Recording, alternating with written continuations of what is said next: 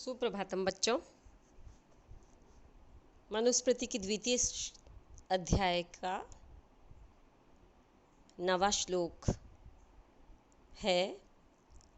श्रुति स्मृति उदितं धर्मम अनुतिष्ठन् हि मानवः इह कीर्तिम अवाप्नोति प्रेत्य च अनुत्तमम सुखम।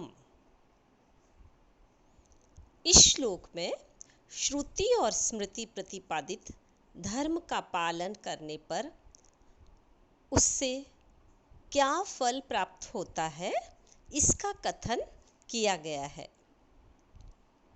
अन्वय है श्रुति स्मृति उदितं धर्मम अनुतिष्ठन् मानवः हि इह कीर्तिम प्रेत्य च अनुत्तमम सुखम अवाप्नोति। अर्थात श्रुति अर्थात वेद और स्मृति अर्थात मनुस्मृति आदि, इन ग्रंथों में उदितम अर्थात कहे गए हैं, जो वर्णित है ऐसे धर्मम अनुतिष्ठन् धर्म का पालन करते हुए मानवः मनुष्य ही यहाँ पर निश्चय रूप में आया है।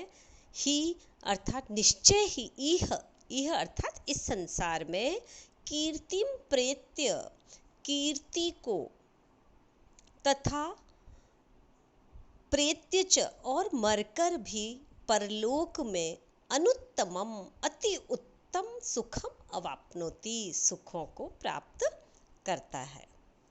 तात्पर्य यह है कि अवश्य ही मानव को अपने धर्म का पालन करना चाहिए।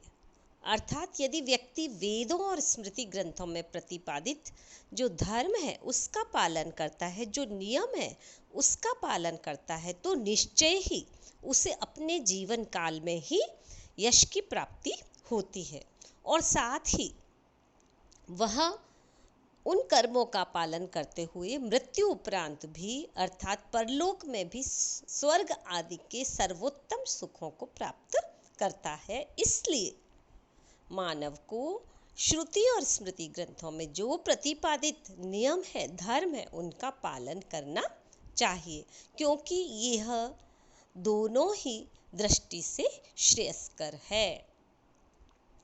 व्याकरणात्मक टिप्पणी में आप उदितम उत्पसर्ग इण गतौ धातु और त प्रत्यय, अनुतिष्ठन अनुपसर्ग स्था धातु क्षत्रि प्रत्यय, प्रेत्य प्रउपसर्ग इण गतौ धातु और ल्यप प्रत्यय। 10वां श्लोक है। श्रुति तु वेदो विज्ञेयो धर्मशास्त्रम तु वै स्मृति ते सर्वार्थेषु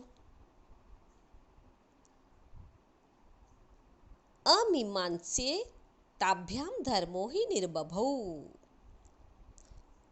अन्वय है श्रुति तु वेदः स्मृति तु वै धर्मशास्त्रम विज्ञेय ते सर्वम अर्थेषु अमीमांस्ये हि ताभ्याम धर्मः निर्बभौ। इस श्लोक में महर्षि मनु श्रुति और स्मृति की परिभाषा प्रस्तुत कर रहे हैं। वो कहते हैं कि श्रुति तु वेदः, श्रुति को वेद, और स्मृति तु धर्मशास्त्रः विज्ञेयः, धर्मशास्त्र समझना चाहिए। ते सर्व अर्थेषु, वे दोनों सभी अर्थों में अमीमांस्ये, अमीमांस्ये का अर्थ है विवादहीन है। ही अर्थात क्योंकि, ताभ्याम धर्मः निर्बभौ, क्योंकि उन दोनों से ही धर्म उत्पन्न हुआ है। मनु महाराज कहते हैं कि श्रुति श्रोत्र परंपरा से प्राप्त होने वाले वेद हैं। श्रुति श्रवणात्मक होती है। धर्मशास्त्र के अंतर्गत सारी स्मृतियों का परिगणन किया जाता है और स्मृतियां मानव के धर्म कर्तव्य कर्म का प्रतिपादन करती है, इसलिए ये स्मृति धर्मशास्त्र कहलाती है। स्मृति स्मरणात्मक होती है और श्रुति श्रवणात्मक होती है। अतः श्रुति और स्मृति ग्रंथ सभी विषयों में अतर्क्य है। इनके विषय का खंडन विरोधी तर्कों द्वारा नहीं करना चाहिए। विशेष में हम यह बता सकते हैं कि नंदन जो है वो श्रुति और स्मृति दोनों को ही समकक्ष मानती हैं। व्याकरणात्मक टिप्पणी में आप श्रुति ही शब्द लिखेंगे तो इसका विभाजन होगा श्रूयते इति श्रुति वेदः। विज्ञेय में वि उपसर्ग है, ज्या धातु और यत प्रत्यय है। धर्मशास्त्रम में धर्मस्य शास्त्रम इति अर्थात षष्ठी तत्पुरुष समास कहा गया है।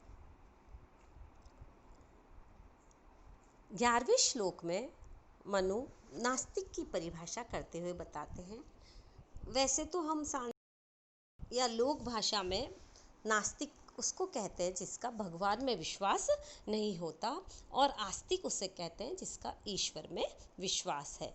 परंतु मनु कहते हैं कि यह अवमन्येत ते मूले हेतु शास्त्राश्रयाद द्विजः स साधुभिर बहिष्कार्यः नास्तिकः वेद निंदकः। कि जो द्विज तर्क शास्त्र के आश्रय द्वारा धर्म के मूल स्रोत उन श्रुति और स्मृति का तिरस्कार करता है, अर्थात सज्जनों द्वारा यदि उसका तिरस्कार किया जाता है तो वह बहिष्कार के योग्य है, क्योंकि वेद की निंदा करने वाला होने से वह नास्तिक कहा गया है। वेदों के प्रति आस्था, विश्वास, सद्भावना जो नहीं रखता है और उसके विपरीत वेदों की निंदा करता है, वह दुष्ट व्यक्ति नास्तिक कहलाने योग्य है, ऐसा मनु कहते हैं। अतः नास्तिक की परिभाषा यहाँ बिल्कुल भिन्न अर्थ में कही गई है। द्विजः का विच्छेद है द्विवारम जायते इति द्विजः। नास्तिक अर्थात न आस्तिकः इति नए तत्पुरुष समास है, न अस्ति और ठक प्रत्यय। वेद निंदकः वेदानाम निंदकः, यह भी षष्ठी तत्पुरुष में है। 12वां श्लोक मोस्ट इम्पॉर्टेंट है। वेदः स्मृतिः सदाचारः स्वस्य च प्रिय आत्मनः एतत् चतुर्विधं प्राहुः साक्षात् धर्मस्य लक्षणम्। इस श्लोक में महर्षि मनु पुनः धर्म का लक्षण प्रस्तुत करते हैं और कहते हैं, अन्वय करते हुए, वेदः स्मृति सदाचारः स्वस्य आत्मनः प्रियं च एतत् चतुर्विधं धर्मस्य साक्षात् लक्षणं प्राहुः। अर्थात वेद, स्मृति, सदाचार तथा अपनी अंतरात्मा की प्रसन्नता, ये चार ही धर्म के साक्षात लक्षण कहे गए हैं। अर्थात जो भी वैदिक वाङ्मय है, संहिता, ब्राह्मण, आरण्यक, उपनिषद और सूत्र ग्रंथ आदि, वे भी धर्म में आते हैं। स्मृति ग्रंथ अर्थात मनुस्मृति, याज्ञवल्क्य के स्मृति, ये भी धर्म में आते हैं। सज्जन व्यक्ति जिस प्रकार का श्रेष्ठ आचरण करते हैं, यह भी धर्म में आता है। और किसी कार्य के प्रति अपनी अंतरात्मा की प्रसन्नता जब होती है कि यह कार्य करें अथवा वह कार्य करें, यह करना उचित है अथवा यह अनुचित है, इस प्रकार की स्थिति होने पर जो आत्मा को प्रिय लगता है वह कार्य जब करते हैं, तो ये चारों ही धर्म के साक्षात लक्षण कहे गए हैं। पूर्व के श्लोक में भी मनु ने ऐसा ही कहा है, जो हमने छठे श्लोक में प्रतिपादित किया था। कुल्लुक भट्ट ने सदाचार का अर्थ शिष्टाचार किया है, यह आप विशेष में लिख सकते हैं। और व्याकरणात्मक टिप्पणी में हम 1-2 शब्द लिख सकते हैं, जिसमें स्मृति है तो वो स्मरणात् स्मृति ही, और सदाचारः जो हमने पहले भी कहा, सताम आचरः इति षष्ठी तत्पुरुष में, प्राहुः प्रकर्षेण आहुः इति प्रउपसर्ग और आहु शब्द है।